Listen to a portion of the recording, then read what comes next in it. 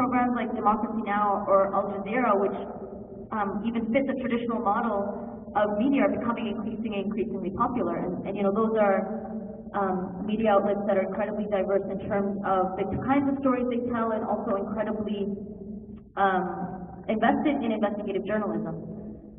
And so I'm much more hopeful, because you know, if the question was why aren't people replacing people in the National Post or the Globe and Mail, for example, it's like, well, that's not a bad thing. Maybe they're going somewhere else and are building other projects that will become more popularized as time goes on. And I think many of them have become successful. So for me, the question is more just, are there more and more diverse people creating media? And I think the answer is yes. Thank you. Now, we were going to take questions from the audience. Is there a microphone? There's a microphone up here if anyone wants to come up and ask questions of the panel. And is there a questioner coming up? Do we have any questions? And if you like, you can identify yourself. If you don't want to, you're not under subpoena. My question for Henry Yu.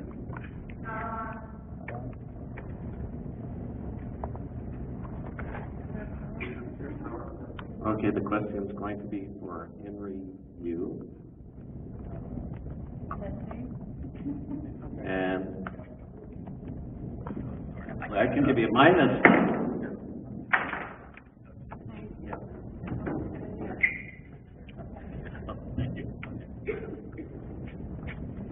Henry, I'm just wondering if you had a chance to look at the comments that followed the online 2Asian article, and if you were able to objectively evaluate the kind of quantities of, like, you know, anti-racist or racist commentary that followed the article there in that forum? Actually, that's a really interesting question. The question is about the comment that followed that 2Asian article in Maclean's. And one of the interesting things is that when you actually go through, I only went through about the first 1,500 because I only have so much time in my life. But and why I did that was because as I began to read, it was incredibly fascinating just how many saw right through the article and said very articulate things about how the article was pointless or, you know, racist, but in very sharp ways, in insightful ways. Now, I'm not saying that everybody who reads Maclean's online is that articulate and insightful, but I think it spurred people to go to it, read it, and actually put comments up. And you know, I didn't do an exact count, but as I was guesstimating, probably 90 to 95% of those comments were negative about the article, but not negative in some knee-jerk way, but very reasoned as to what was wrong with it. I don't think that if you go to any other story in Maclean's, you don't get that. As I said, there's very few comments. But what I think that says is that there's actually quite an articulate community, a discursive community out there who is well-versed in how online media operates, how you hit the comment button, write something short to the point, and move on. And one of the things I think, just to back up again the point about where there's hope, is that is contained in a younger generation. I couldn't, you know, figure out how young these people were or what, but it seemed a number of them said they were students and things like that indicated that they were a younger generation. And the other thing is about the multilingual, going to David's point. I don't know if many of you know this, but you know, the Xinhua, Lingbao, and World Journal, the three main Chinese language newspapers, their circulation, each of them dwarfs the Sun. I mean, it's not even like close. They have much more readership. And to take that point about Fairchild showing up, if you issue any press release and you have a press conference, generally who shows up are ethnic language media. And partly it's because their readership still expects local news to be reported, not just everything pulled off the AP wire. And the second is that they still value, you know, their newsrooms still value the idea that, you know, they have to provide a particular perspective, which would be a Chinese-Canadian perspective if it's the Chinese language dailies or Punjabi Canadian perspective. And so it's worth it for them to have to go out and do that hard work of actually going to a press conference, asking questions, and things like that. Now, to be totally honest here, Rogers bought Omni last year, and that market segmentation model is actually one which they're perfectly happy with. Cable TV, you have a channel for people who love animals. You have another channel for people who love animals in Africa. You have another channel for, it's almost like every little desire is being met with a media form. And so one of the dangers, in fact, is how, again, in the future, you get that segmentation. And so young people, how does Maclean capture young people? You do something provoking young people, and then they'll hit that one website. It's like, you might think of it as the Amazon.com model of media distribution. Everybody can find the book they want to read, and every book can find the people who want to read it. And if media goes down that way, then in fact diversity is just a management of products. And so that's what's scary to me. It's not a direct answer to your question, but it seems to me that Maclean captured a different demographic in the commentaries to that story than for their readership in general. And that's both hopeful for them and also hopeful for us in some sense. But, Nancy. I think you're the only person I know to read online comments on articles and feel hopeful. I was like, BBC.ca is like a horror show. It's totally insane. Only on this story, I would never read comments, I think, otherwise, because they're generally flat. Now, are there any other questions? Oh, do you have a question? Yes. Well, just a quick comment on that whole Maclean's article. The reason why Maclean saw such a spike in traffic for that article was a link and a piece in Gawker. And Gawker is a very popular American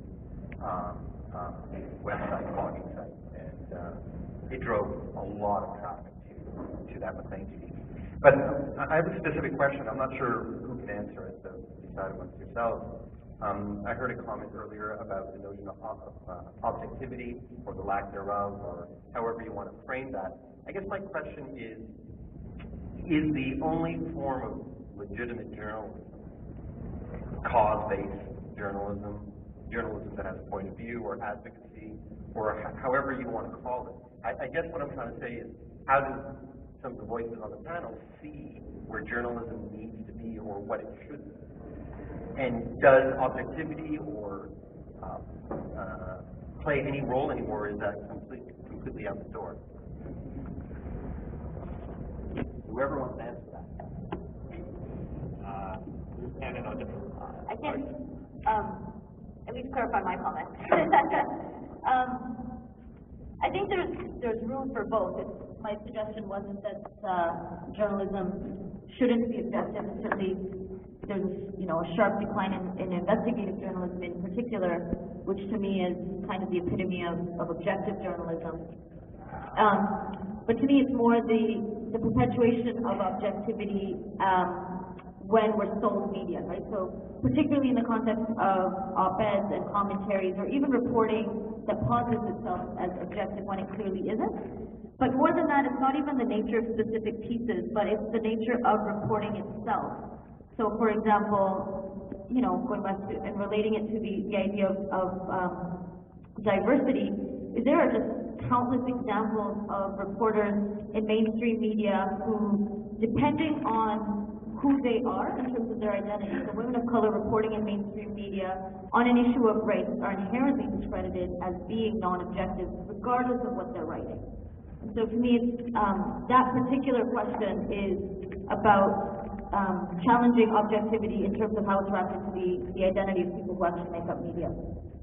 But it isn't in any way to suggest that there isn't a need for objective reporting, or particularly for investigative journalism, as an ideal within journalism, but recognizing that at times it actually works against people depending on who they are and what they're reporting. Do we have more? Is there anyone out here who would like to ask a question?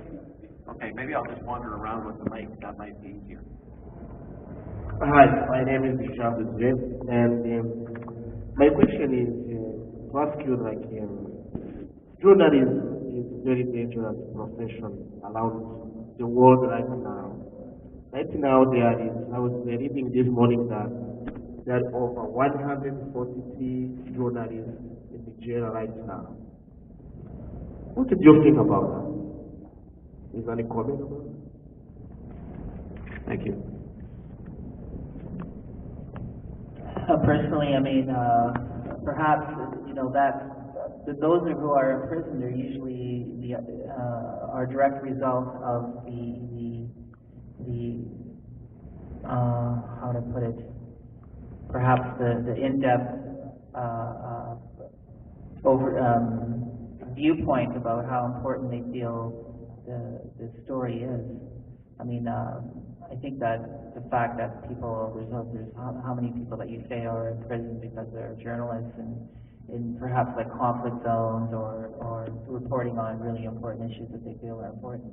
I mean, that speaks to the importance of media itself. Needless to say, I mean, I'm yet to go into any situation where I feel I could be in prison, but that may change things. I'm just, maybe I'll go back to something that actually, you know, Charlie's question as a way to answer that. To me, I understand why my own and others' frustration with media at this moment and most moments.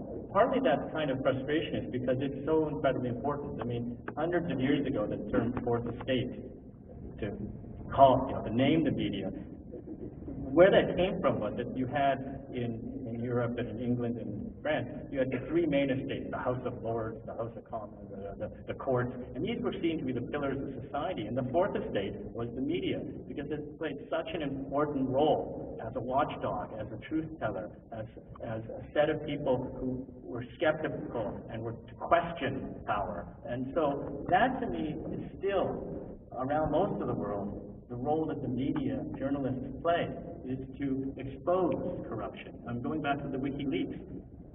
One of the hopeful things about WikiLeaks is this is a new form of exposing the operations of power to the masses.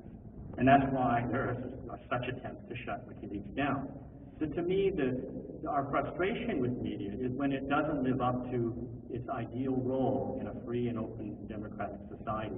And that's why I actually have a great deal of respect for individual journalists, precisely because of the kind of passion that many of them bring to what they think they are doing.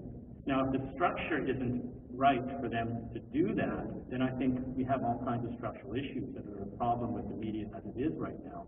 But the desire and the passion among many individual journalists for an ethical, and I'm not sure that always objectivity is the proper term, but what is ethical journalism, and discussions about what it is that a journalist is supposed to do as a responsible and ethical journalist in order to fulfill that incredibly important role of truth-telling, exposing, providing perspectives that we otherwise wouldn't have without the media. And so I think that's sort of my partial answer to the question of why are journalists in jail? Because they serve this incredible function of exposing the truth, of exposing things that are wrong. And investigative journalism as the highest calling within that.